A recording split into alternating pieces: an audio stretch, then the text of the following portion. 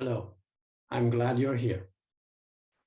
Welcome to this meditation with a live channeled song followed by a visualization. Let's dedicate this session to the women in Iran and their loved ones who are fighting for their freedom from oppression. I want to ask you for this session to turn off your camera and microphone during the session and keep them off unless prompted differently. You are not visible in the recorded version because it is set on speaker view. Please relax, simply go into receptive mode. There is nothing you need to do except to be fully present and attuned to the people of Iran with love in your heart. I'm going to share a drawing now with you.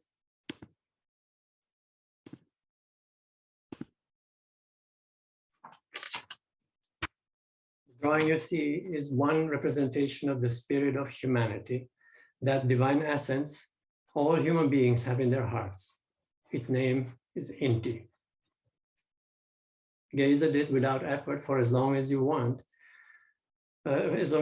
to, or if you get distracted during the session. Let it connect you to the light inside your own heart, and let it help you stay focused on the light and the hearts, in the hearts of every human being that lives today in Iran. I have a few things I want to share with you today before we start. First, you might want to know why I'm guiding these meditations. I have 3 reasons. Having lived through the oppression of Romanian dictatorship, I just can't sit quietly watching people being killed in this dictatorship in Iran.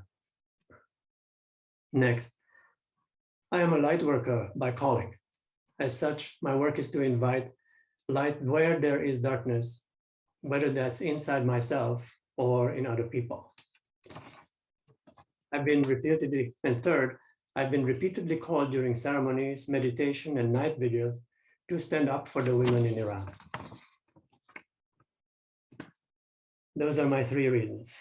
Now, today, the people in Iran are chanting a slogan in their fight for freedom. They are calling women, life, freedom. Zan, Zendagi, Azadi. I would like to add the word love that is the essence of everything. In Farsi, the word is called Esh, and it's here on my t-shirt calligraphy. So I would edit this slogan today, and I want to say, Zan, Zendagi, Azadi, Esh. I ask you to join me in this live channeled song and meditation to direct the power of our united awareness to the people who suffer in Iran. Guidance pointed at a ceremonial healing song called Eu Corpul Omenesc. It's in Romanian and it means I, the human body.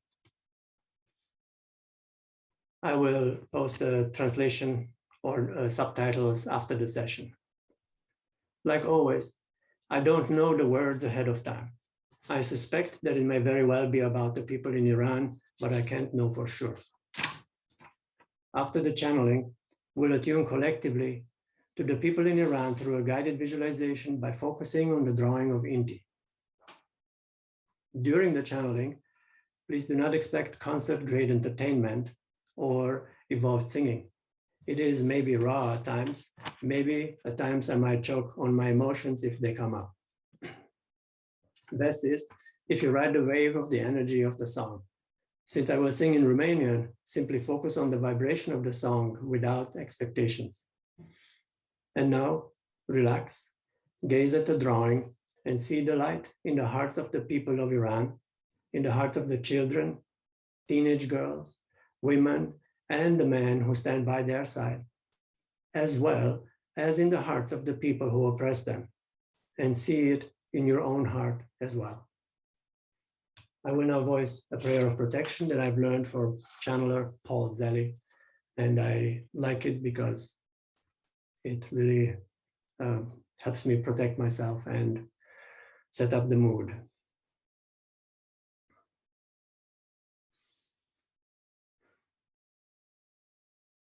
The light of God, and you can repeat after me in your own way. The light of God shines over me. The love of God enfolds me. The power of God protects me. The Spirit of God watches over me. Wherever God is, wherever I am, God is.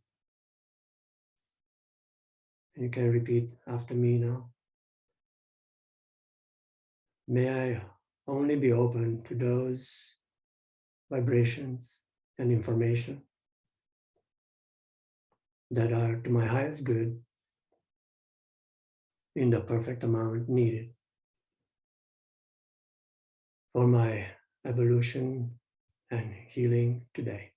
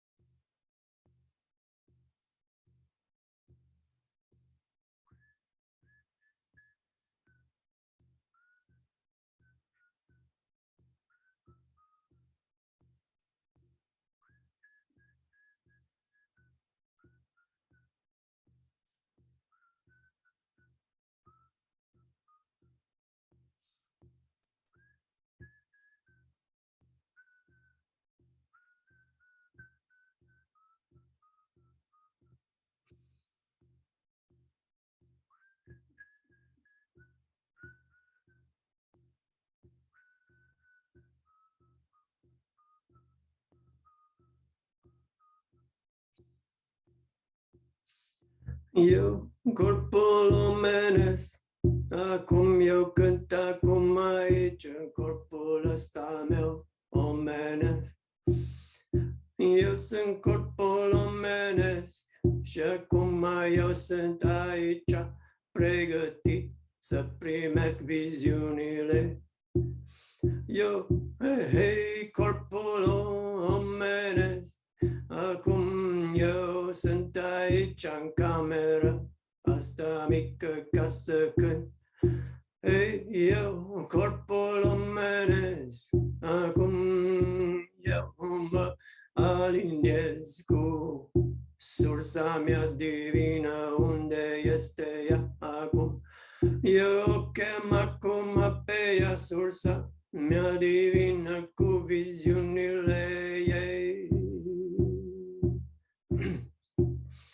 Să mă ghidezi aici în corpul meu acesta mic omenesc, care cântă aici în camera asta mică unde eu sunt acum.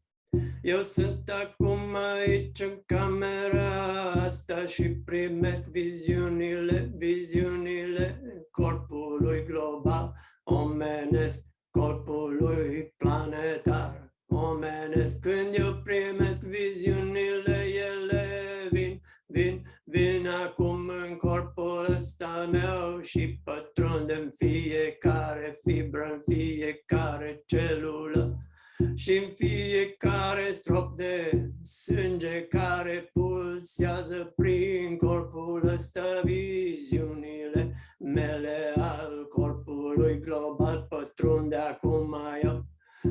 Eu sunt corpul omenesc și eu cânt acum aici ca să mă aliniez cu vibrația de lumină din care eu am venit aici pe pământul ăsta mic. Pe pământul ăsta mic eu am aterizat de mult timp, de milioane de ani. Când eu am venit aici, eu am fost invitat de la pământul ăsta mic, pământul ăsta mic, care e o steaua mică de lumină strălucind aici în întunericul infinit.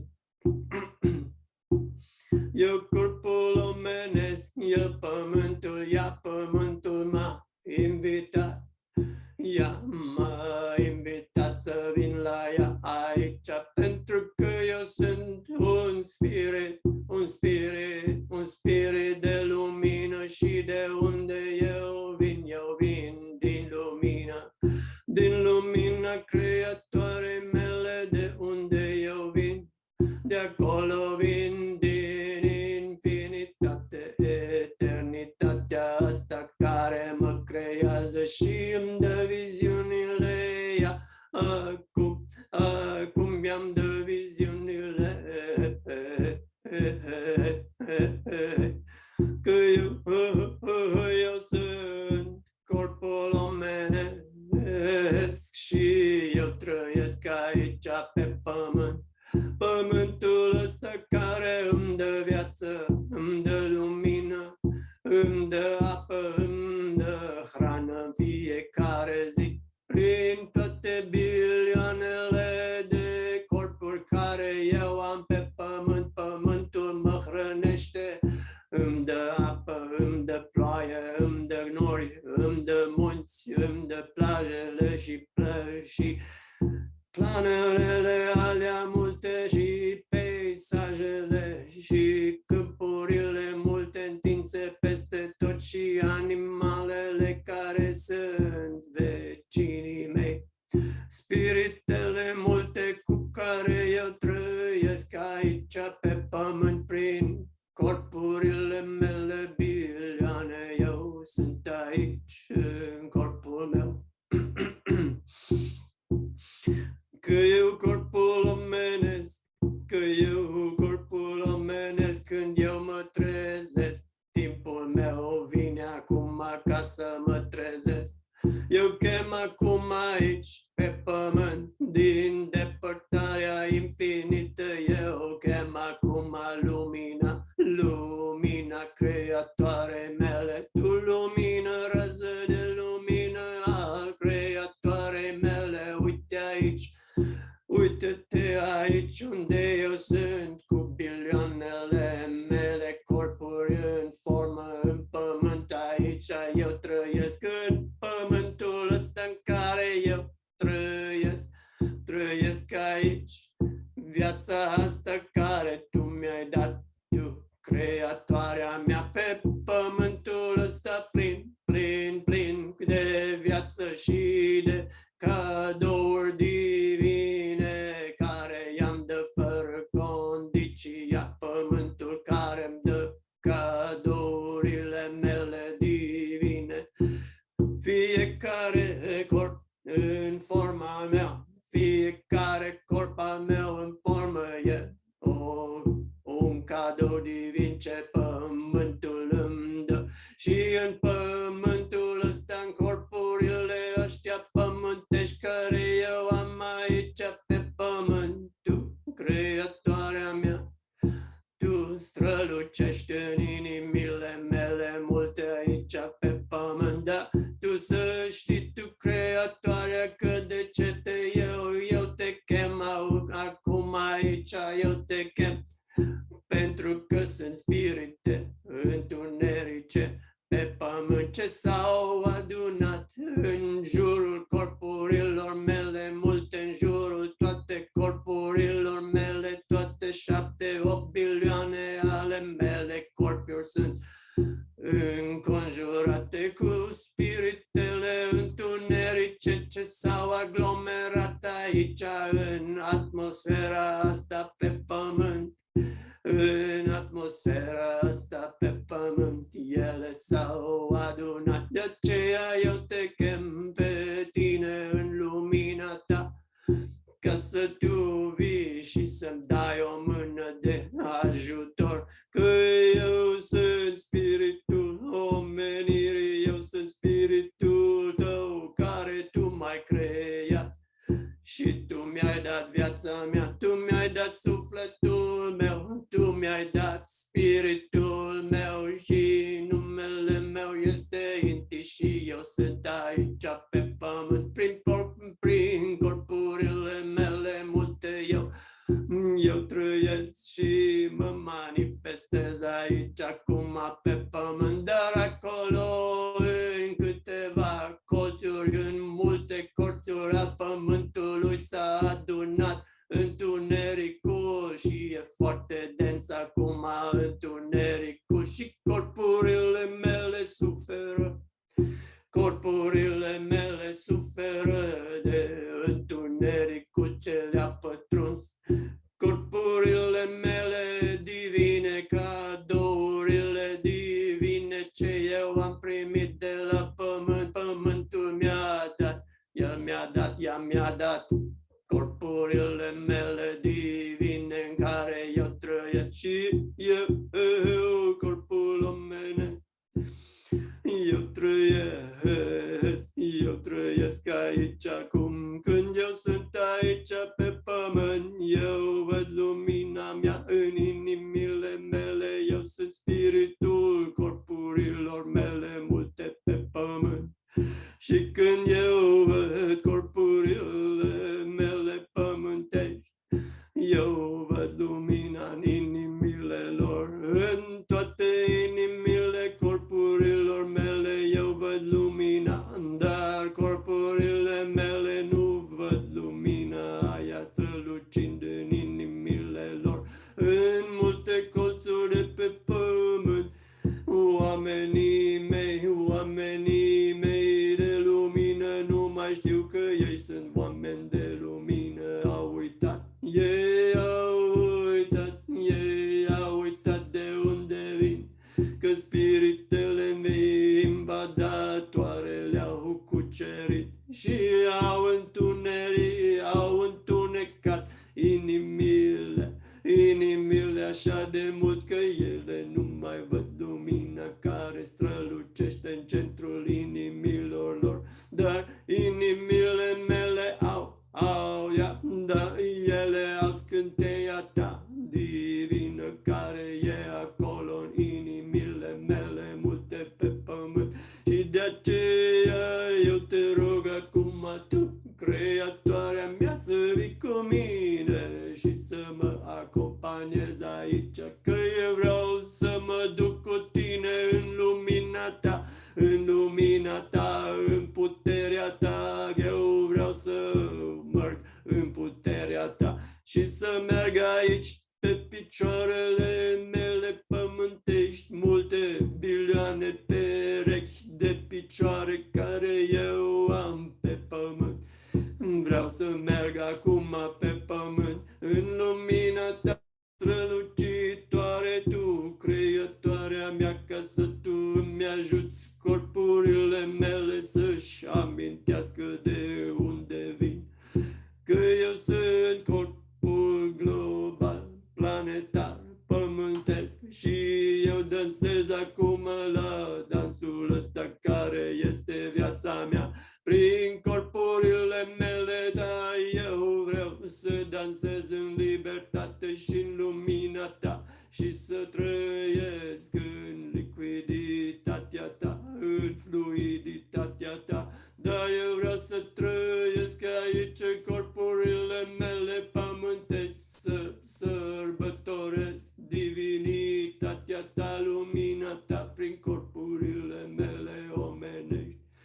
Și de aceea eu te rog să vii acum cu mine și să te uiți la țara asta, la spațiul ăsta pe pământ, locul ăsta pe pământ, ce corpurile mele ele le cheamă pământul de Iran, țară de, da, ei spun că e o țară cu un nume de Iran și acolo eu vreau să vin, să mă duc cu tine, că eu spiritul omenirii, eu te rog acum pe tine, creatoarea mea, să vii cu mine în țara asta unde întunericul așa de dens s-a răspândit și să vii tu cu mine și să te uiți acum acum la inimile fiecare om care trăiește aici în lumea asta, în țara asta cu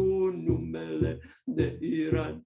Să vii aici și să te uiți în inimile lor, oamenii, bărbații ăștia care sunt așa de plini de frică, sunt umpluți cu frică, frica aia și cu ura care vine și cu ura asta cu care ei omoară corpuri omenești. Uită-te la inimile lor întunecate, dar te rog acum tu, Creatoarea mea, să vii cu lumina ta infinită, să strălucești aici în inimile oamenilor și în inimile bărbaților ăștia întunecați, care sunt însclavați de întuneric, subjugați de frică și de ură peste veacuri multe.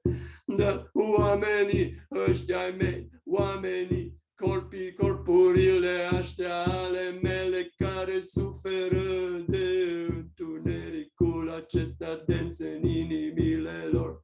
Te rog pe tine, Creatoarea mea, când tu te plimbi cu mine prin țara asta, să aduci lumina ta la inimile corpurilor mele pământești. Corpurile astea care nu au trăit nicio secundă de iubire în viața lor, nu știu ce înseamnă să fie în lumina ta iubitoare, necondiționată, infinită și eternică, în care tu îi ții, da, ție acum foarte bine, ține foarte bine în iubirea ta, că eu sunt spiritul omenirii și eu mă plimb aici cu Creatoarea mea prin țara asta care se cheamă Iran, unde ura s-a răspândit și războiul s-a răspândit și întunericul care mâncă corpurile mele acum și rănește corpurile mele omenești.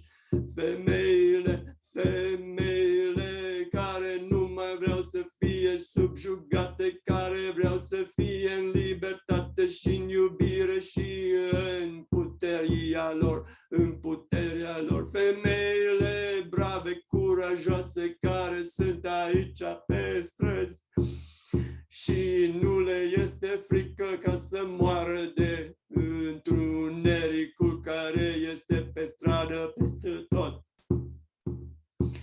Femeile, corpurile mele cu inimile lor pline de iubire.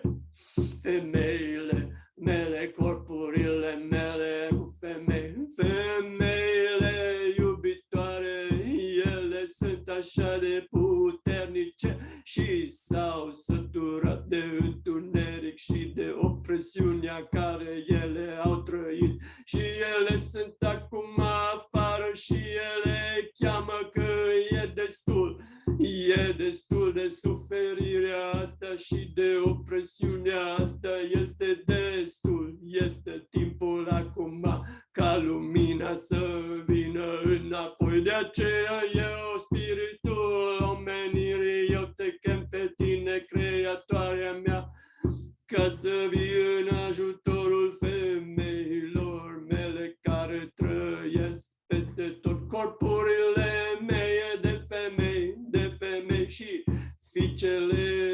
și fiicele lor care sunt așa de tinere și se duc afară pe stradă în ciuda morții și în ciuda torturilor și în ciuda bătăturilor care ele primesc.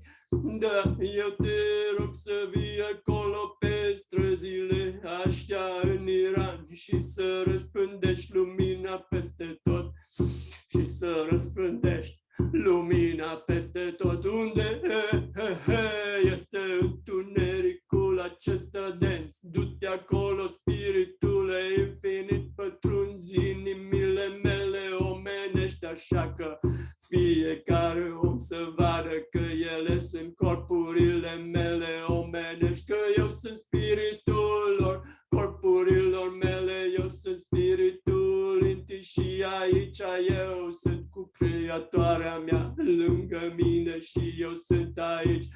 În durerea mea, în corpurile mele care eu pierd acum la întunericul care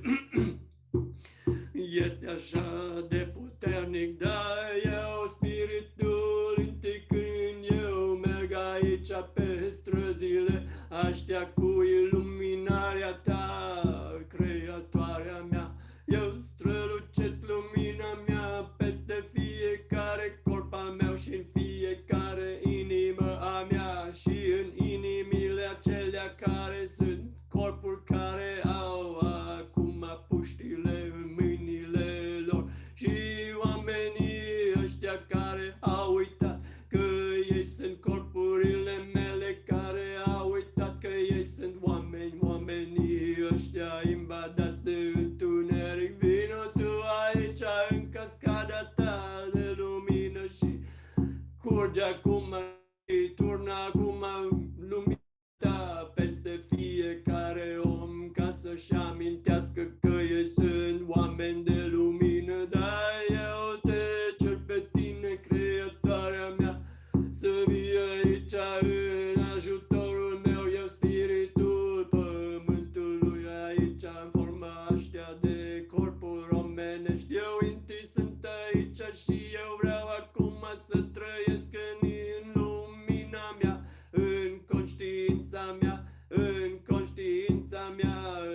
în vibrație înaltă. Eu te cer să mă ajut să mă înalți și să vii aici și să protectezi fiecare inimă, fiecare corp al femeilor care sunt așa de vulnerabile, ca să fie ele mai puternice decât întunericul care s-a răspândit acolo și s-aduce acum toată omenirea în spatele femeilor.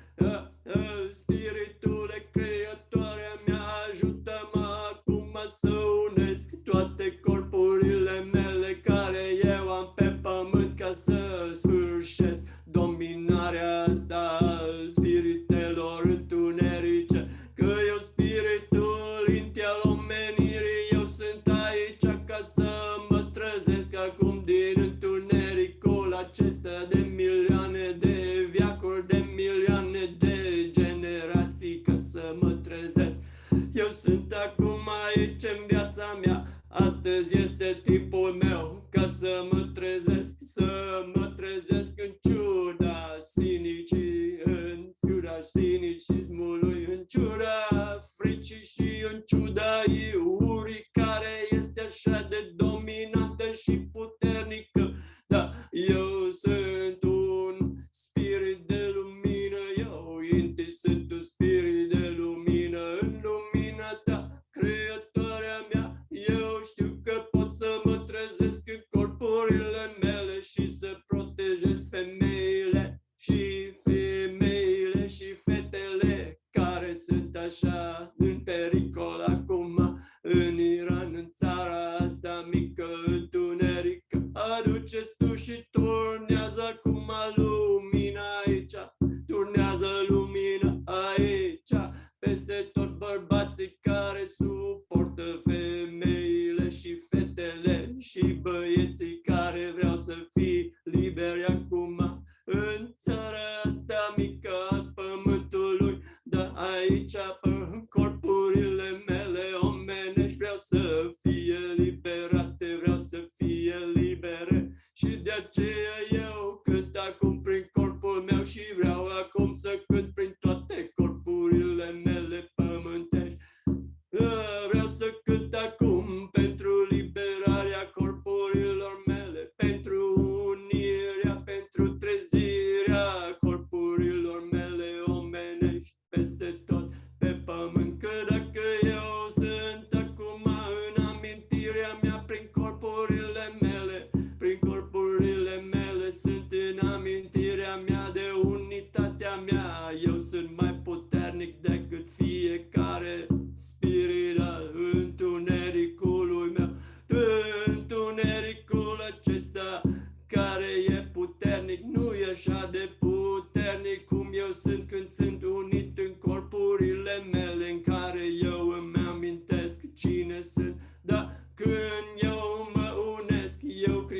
acum o puternică shield, o puternică shield aici cu care pot să protejez fiecare om al meu și creez o armură de lumină în jurul corpurilor mele omenești, așa că spiritele întunerice nu mai pot să pătrunde în corpurile mele omenești. Armura mea de lumină eu creez acum, armura mea de lumină eu creez acum peste tot în jurul fiecare om, fiecare corp al ce eu am aici pe pământ. În țara asta eu protejez fiecare corp al meu cu armura de lumină care tu îmi dai, tu creatura mea, creatoarea mea, tu creatoria mea, tu acum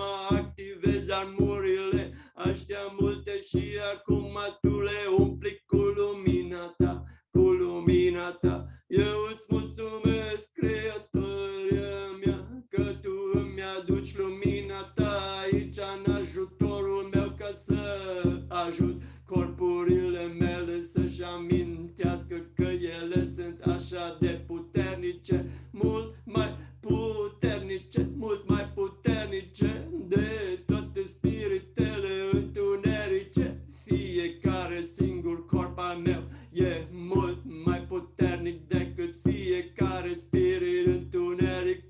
Fiecare corp al meu e un corp spiritual, un corp spiritual divin, infinit în lumina sa. Când ea își amintește de puterea ei divină, este ea invincibilă și puternică și protectată în lumina ta. Hey, hey,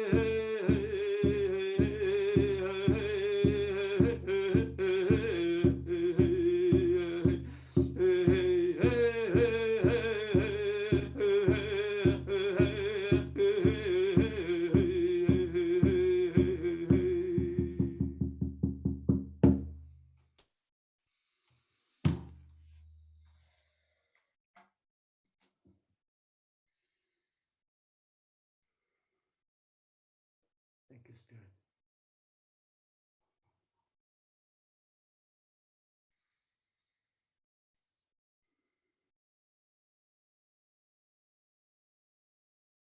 I would like a few minutes of silence now.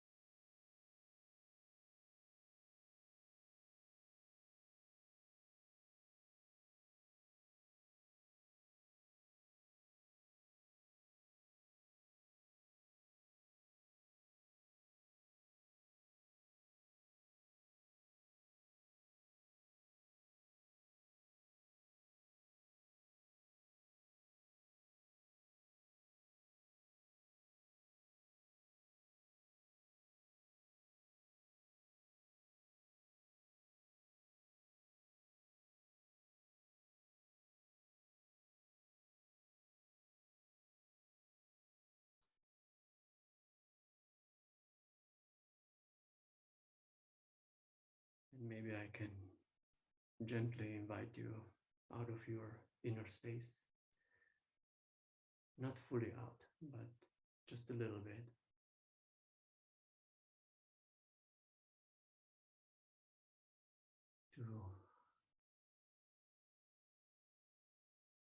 To use the English language to focus our attention jointly onto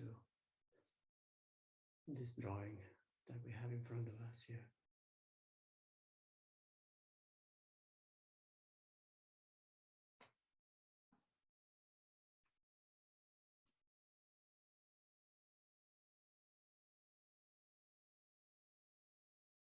This drawing that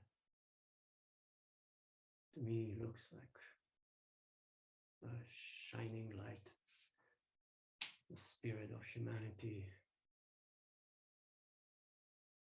that is that essence which shines in every heart of ours, in every human heart that has a heartbeat right now on this planet.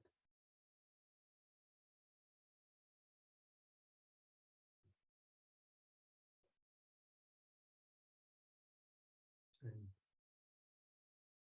maybe by focusing on the center of this drawing, you may notice how it becomes alive a little bit and seems to move a little bit because it is alive. The spirit of humanity is a living, vibrant spirit that shines its light inside every one of its human hearts.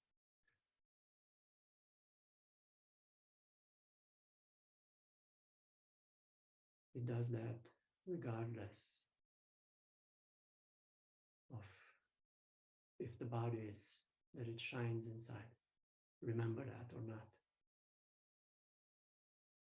And I want you to let that full awareness of the spirit of humanity, not only your own individual spirit, which exists, but the spirit of humanity itself. That is the spirit that all human beings share. There is only one spirit of humanity, and it is inside every human being. Just like the force that holds everything together unconditionally is inside everything that exists, including us human beings. And when you really connect to that possibility that there is such a thing as the human spirit that is one and the same in all bodies, in all human bodies, then feel for a moment that shining light spreading inside your heart, represented by this drawing. And then let's unravel those arms and plug them into those outlets that are all the way around. Each one arm has an outlet that it can plug into. And let it be nourished by the sap of spirit itself, by the infinite love of spirit, like honey or like nectar that flows in infinite amounts right now through each one of those arms, all 11 of them, right into the center of your heart, and fills it up to the brim with enough of that love that is just everywhere and fills up the heart to the brim in such way that the heart starts to dance with every beat in pure joy. Your heart dancing in pure joy, filled up by that infinite divine love and light that gives it life, that gives it the spark of life. So it happily pumps this blood in your body, happily spreads the goods, happily spreads the joy of life into every cell of your body, to the brim, filling every cell of the body up with that nourishing liquid like light that pours from these supply lines, from this endless source that will never dry out, that always has enough for more and always creates more infinitely. It has enough for you. It has enough for every cell in your body. And as you soak yourself up in that and healing, in that healing substance that comes in through your heart and spreads into every cell of your body, all the way to the most remote cell in your toe, in your pinky, in your fingernails and toenails, in your hair, all the way there and everything in between. Now expand your awareness to some people that you know, friends, loved ones, and let them be contaminated by this overflow of life, spirit, substance of life. Let them be nourished as well. Let them have all their needs fulfilled instantly to the brim. So there is no sense of lack in any of their hearts and no sense of lack in your heart. Everything is in the right way right now, filled to the brim with this essence of spirit. And as you are filled up in this way,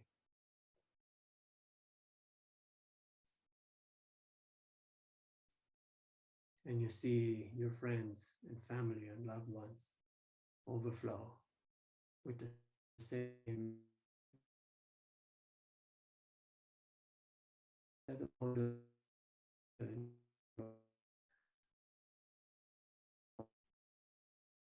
the spirit of humanity in a different way. And let them be filled that all their needs are right now. Nothing left. That is any threat, more lack. Only fulfilled now. And that keep floating through space to fulfill all the people in this country. And then take that perished population of this country and of this continent, and then South American continent, at a very high speed, every single heart being fulfilled and starting to unite is knowing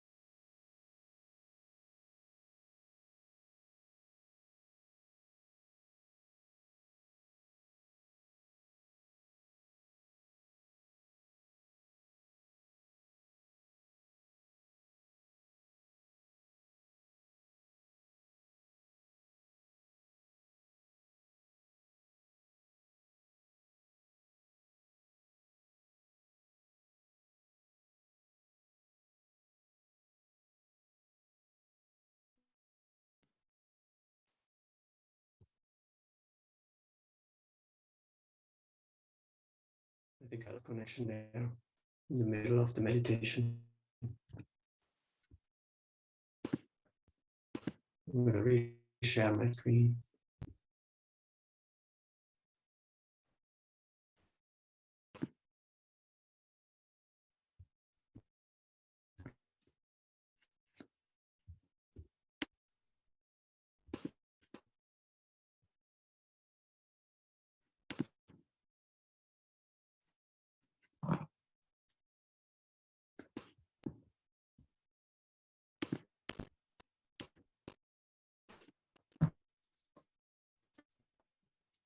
I'll continue where we left off in the wave of nourishment.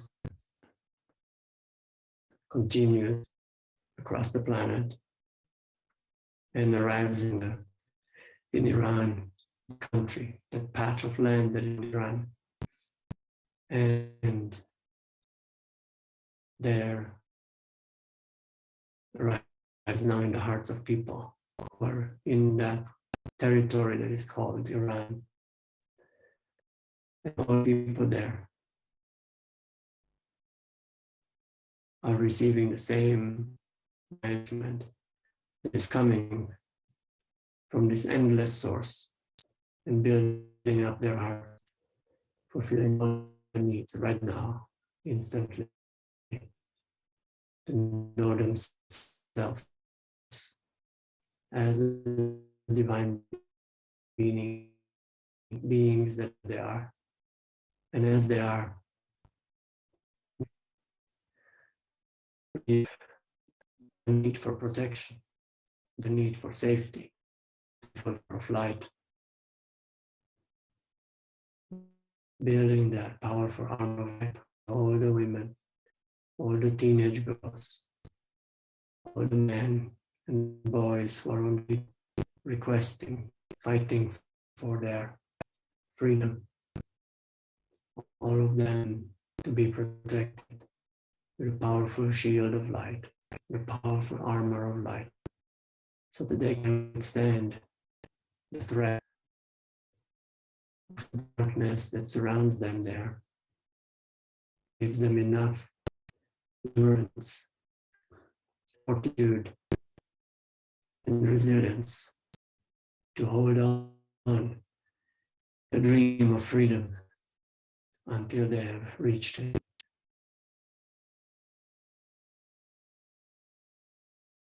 Holding all the women who have fallen, all the girls who have been killed, all the men who have been killed by the oppressives in that country. May they all be deemed the freedom that the people they find in their lifetimes. Let the heart of the spirit of humanity, let the glory this universal nourishment through each of the bodies run. Also, those people are the so-called oppressors. Hearts are invaded with darkness. Let's see them in the possibility, at least the possibility of themselves, remembering themselves in their humanity, in their humanness, in their hearts, having that spark of light, spark of life, of the spirit of humanity, the spark of the creator itself in their hearts, to such a degree that they are able to stop themselves from spreading this and turn themselves around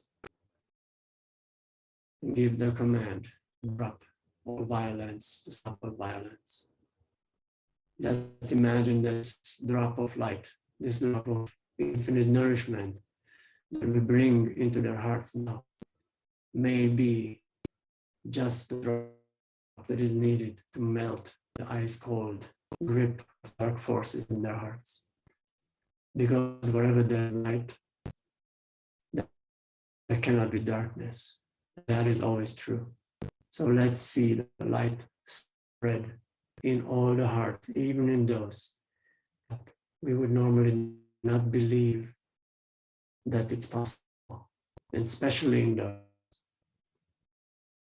And as you do that,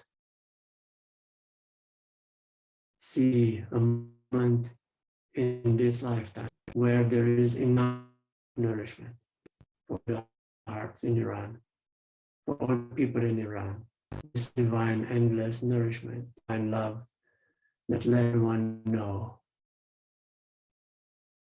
who they are and what they are in truth, and how they can truly serve.